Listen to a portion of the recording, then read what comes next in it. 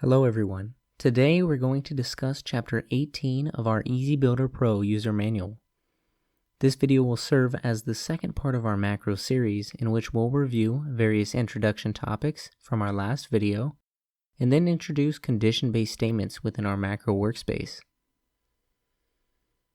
We'll begin by opening EasyBuilder Pro, and before I get started, I'd like to restate that this is part 2 of our macro series. If you haven't seen part 1 or feel like you need to review some of the basics, please click the link in the description. For now, I'll begin by opening our macro manager and macro workspace.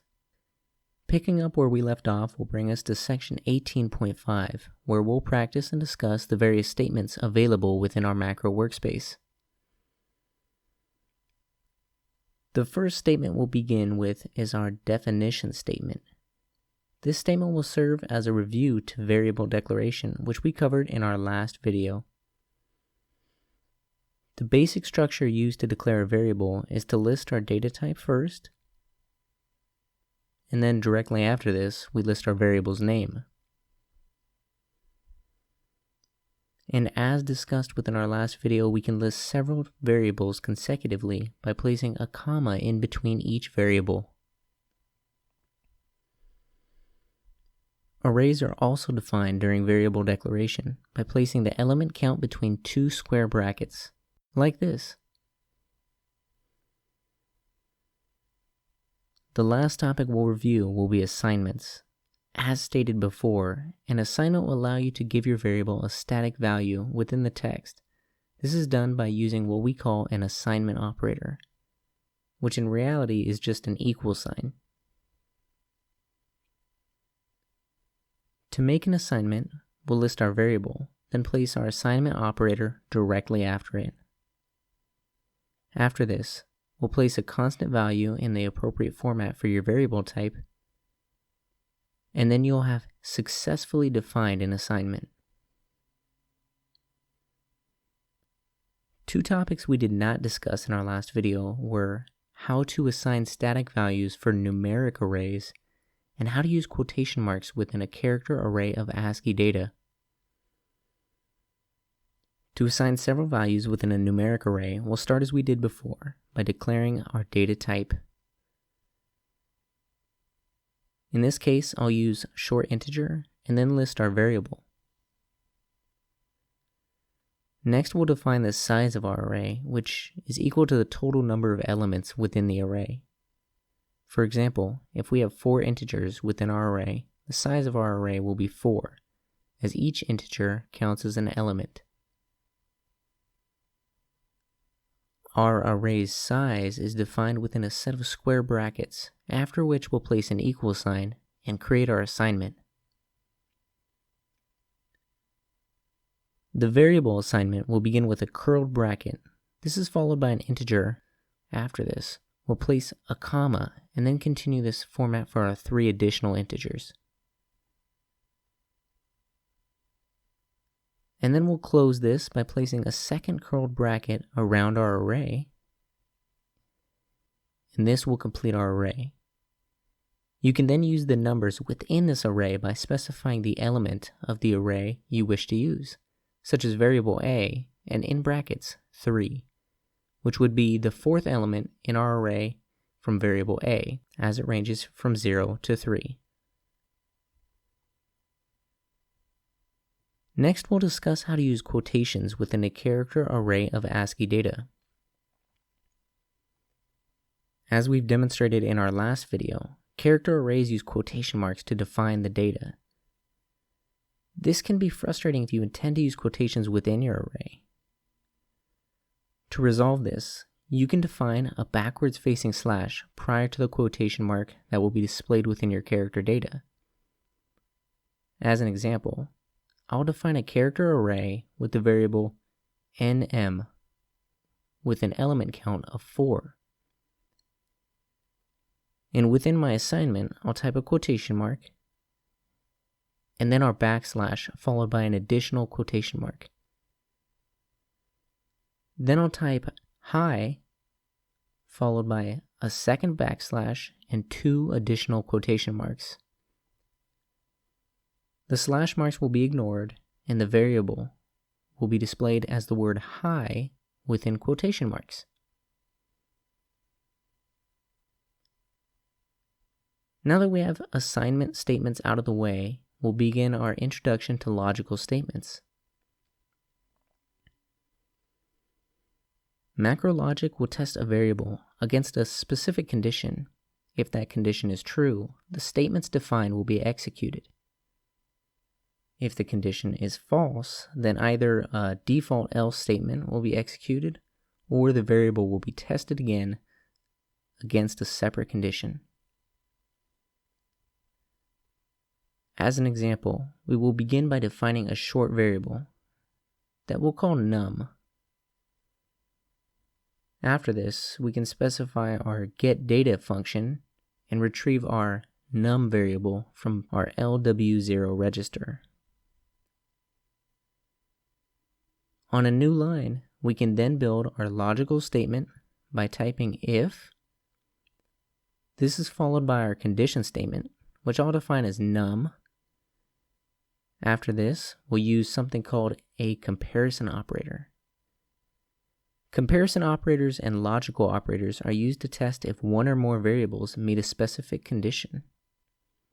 We could say that if num is less than 5, then execute our statement. Or we could say if num is greater than or equal to 5. Of course, we could also use greater than and less than or equal to. And we also have our equal to operator, as well as a does not equal operator.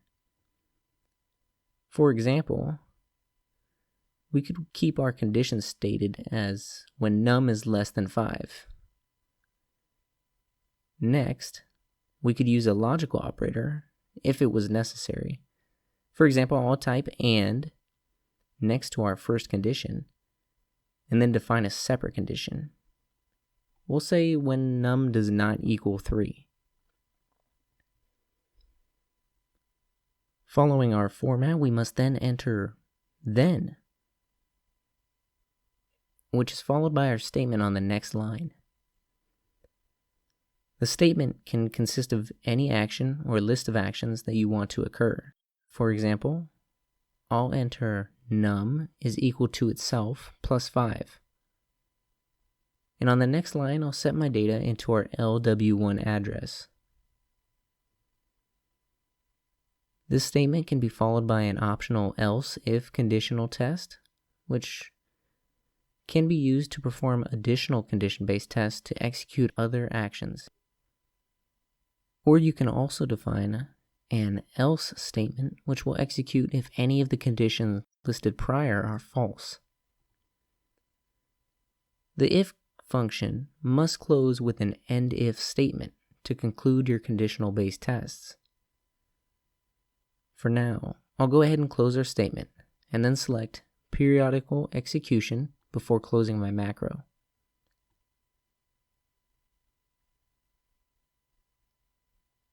With my macro closed, I'll define our LW0 numeric object, and then of course our LW1 object, and then with both of these objects in place, I'll run a simulation. Our program boots with our LW1 object equal to 5 because our LW0 loads with a value equal to 0, which is less than 5 and does not equal 3. Entering any number besides 3, you'll see our input is manipulated by our specified statement, and the output is exactly what we'd expect. And of course, if I enter 3 or a number greater than 5, nothing happens, as this does not meet our condition and our input is ignored. We'll go ahead and close our simulation and reopen our macro so we can add an else if statement. Before our end if, I'll go ahead and type else if and then another condition. Here I'll state if num is greater than 5. Then our variable num will equal num minus 5. And then set our data into our LW1 address. On our next line, I'll enter else. And here we'll say num equals 0 and set our data into our LW1 address. Now I'll save and compile our macro and review our macro's function. As it's displayed, our macro begins by testing our num variable to see if it's less than 5 and does not equal 3. And if this is true, it will add 5 to our variable and set the variable's new value into our LW1 register. If this is false, it will test the num for a value greater than 5. And if it's true, it's going to subtract 5 and set the new value into our LW1 register. If both statements above are false, or our variable is equal to 3 or 5, then num variable will be assigned a value of 0 and set into our LW1 register. Our function is then closed by our end-if statement. Now we'll run an offline simulation and test our macro's logic.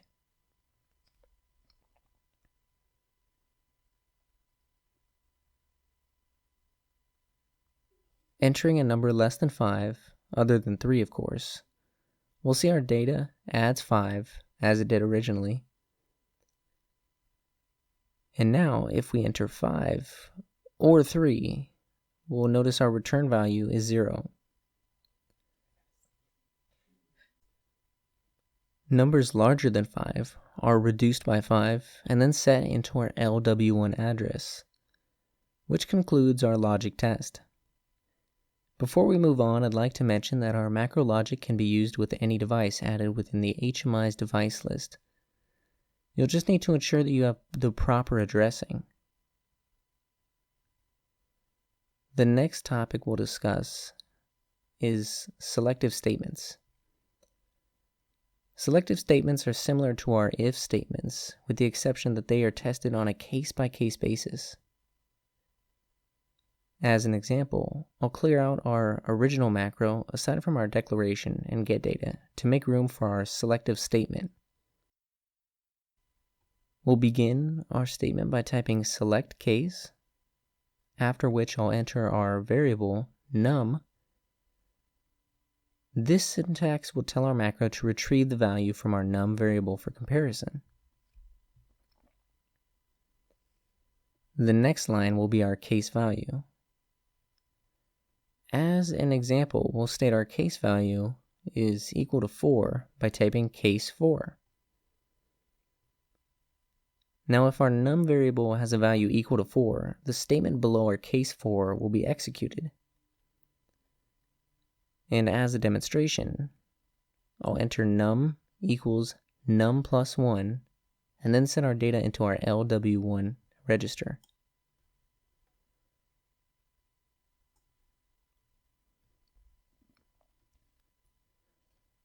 Just underneath this, I'll type break to end our statement, and then type case 5 on the line below. For our case 5 statement, I'll specify num as equal to num multiplied by 5, and set this data again into our LW1 register. After this, I'll hit enter to move to the next line where I'll type break to close my statement. Next, I'll create a case else statement, which will effectively give our selective statement a default value. After typing case else, I'll enter our statement below, which I'll define as we did before. Our num variable will equal 0 in all other cases, and we'll set this value into our LW1 register and close this statement by typing break. To close our block, I'll type end select, which will end our selective statement. Now I'll save and compile our macro and review our statement. Our macro as it is now will test our num variable for equivalence against two predefined values 4 and 5. In either case, the statement directly below our case value and above our break will be executed, such that when our value is 4, it's equal to the sum of 4 plus 1. And that value will be sent to our LW1 register. And when our variable is equal to 5, our statement will be multiplied by 5 and then set into our LW1 register. In the event that our values differ from those stated, our case else will return a value of 0. And of course our end select closes our block. Now before we run our simulation, I'd like to discuss the significance of our break command. Break is used to close your previously executed statement. As an example, if we didn't put break under our case 4 statement, then each statement below will be executed line by line until a break command is reached. If a break command is not listed, each statement will be executed until our end command is reached. Now we'll go ahead and run our simulation. I'll start by testing our case values 4 and 5. Upon entering 4, our output is equal to 5, which is then stored into our output register. Switching over to 5, you'll notice our result is 25, which is also stored into our LW1 address. And of course, any other input will return an output of 0, which is specified by our case else command. I'll go ahead and close our simulation, and we'll reopen our macro so I can demonstrate what occurs when we eliminate our break command. With our macro open, I'm going to delete our break command just under case 4 statement. Next, I'm going to change our set data so it outputs into our LW0 address. With that configured, I'll save and compile and run an offline simulation. In our macro, we've defined that our case 4 statement will output directly into our input register with a value of 5. Because our selective statement is set to assess a value of 5, our output will actually equal 25. And had I removed the break statement under case 5 and readdressed our set data to our input address, our case else would come into play and our output would equal 0. I'll go ahead and close our simulation now and open up our macro so that we can discuss our 4 statement. Section 18.55 of our user manual details our macro's iterative statements, which can run on either a fixed or unfixed number of loops, depending on the application and syntax used. 4 statements will run for a user-defined number of executions. Clearing out my macro, I'm going to begin by defining some new variables. In this example, I'm going to use my 4 statement to make a simple timer. So I'll add the following variables: time and count. I'm going to define a getData using our time variable and retrieve this data from our LW1 address. To begin our statement, I'm going to type 4, followed by our count variable. Now I'm going to type equals 0 because our timer is going to start at 0. And this is followed by the word 2, and then our time variable. So in other words, this statement will run a set number of times, starting from our initial value of 0 to our end value, which is defined as our time variable. We'll define that within our simulation. After this is defined, you have the option of specifying a step value, which is the increment or decrement value of our counter. In this example, we'll go ahead and leave this blank, where it will retain its default value of 1. Underneath this line, we'll write our statement, which is where I'm going to introduce a new function that can be found within our API list. The function I'm going to introduce is our delay function. To use this, simply type delay, then in parentheses, enter the total time in milliseconds that you would like your delay to last before executing the next statement. I'm going to enter 1000 so that we will have a delay equivalent to 1 second.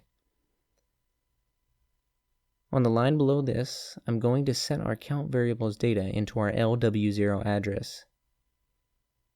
To close our block, we'll enter next on the line below. And since this is a repetitive function, I'm going to turn off periodical execution and create a function key to execute our macro.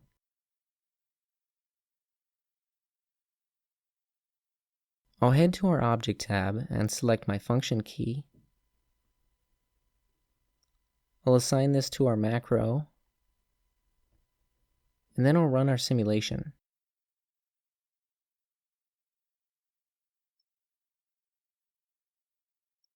I'll enter a number into our LW1 address, and then execute our macro. You'll notice our register begins counting to our predefined number on an interval of 1 per second.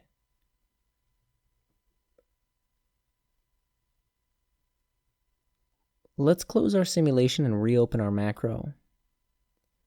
For this next demonstration, I'm going to modify our default step value by typing step next to my time variable and then the number 2. This will allow our count variable to change at a rate of 2 per repetition, or 2 per second. Above, I'm going to remove our getData and replace this with a variable assignment, which I'll type directly before our delay command.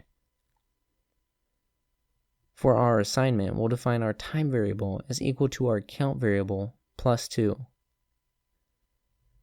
This will change our for statement into a continuous loop. It's not an infinite loop, because our count will increase until the maximum value for signed short integers is reached, after which it will return a value that isn't legible into our 16-bit unsigned numeric object. Let's run a simulation to see how this plays out.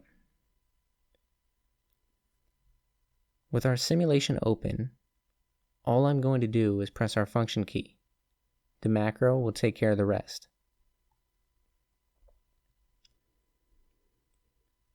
And while our counter is running, I'd like to point out that our for function can be used for many applications, including one I've received several requests for, an hour meter. This can be configured quite easily, and I'll demonstrate this in one of our upcoming videos. For now, I'm going to close our simulation and move on to our next statement. Our while statement is an iterative statement that runs repeatedly until the condition becomes false. Unlike our for statement, the maximum number of repetitions is unknown. Opening my macro once more, we'll start exploring our while statement structure. Again, I'm going to clear out my old macro except for our short data type, in front of which I'm going to assign a variable called input. I'll define a getData where we begin our function statement, and we'll retrieve our input from our LW0. The function begins by typing while. This is then followed by our condition. For our condition, I'm going to keep it simple by stating input less than or equal to 30. And on the line directly below this, I'm going to use another delay which I'll make equivalent to 1 second. The reason I'm using our delay is because without it, our macro runs extremely quick, and I'm trying to show how our statement handles repetitions. Our execution statement will be entered directly below this. And I'll keep this simple as well, and enter input is equal to input plus 2.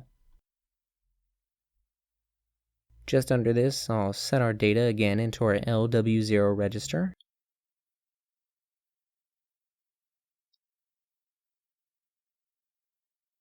To close our block, we'll need to type wend, or W-E-N-D, on the line below our statement. Now that we're finished, we'll save and compile our code, and then run an offline simulation. Just like our for statement before this, you'll notice our while statement increments. And in this case, it will eventually run its last execution when our value is equal to 30, formally ending with a total value of 32.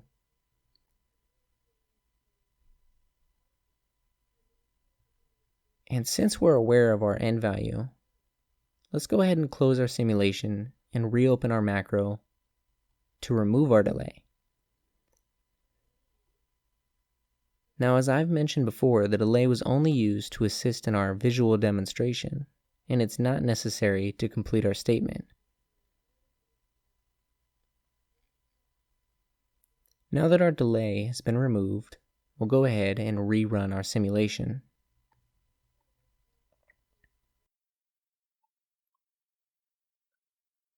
And with our simulation running, we'll execute our macro. As you can see, the execution of our statement is pretty fast without our delay. So at this point, we'll go ahead and discuss our control commands, which can be found within section 18.553. We have 3 control commands that can be used within our statements: break, continue, and return. The overall function of these commands is explained within our user manual, but I understand if this is new to you, their usage can still be quite confusing. Break and continue are 2 commands that are typically utilized within a nested if statement, used within your for or while statement. Examples of their usage can be found within section 18.12 of our EasyBuilder Pro user manual. In our next video, we'll run through a real-time demonstration of these commands. I'll also introduce function blocks and explain several different ways they can be used within your project. If you found this tutorial helpful and would like to see more, head on over to our YouTube channel and select the playlist tab. Feel free to check out our website as well for free demo projects, user manuals, and more. Thank you for watching.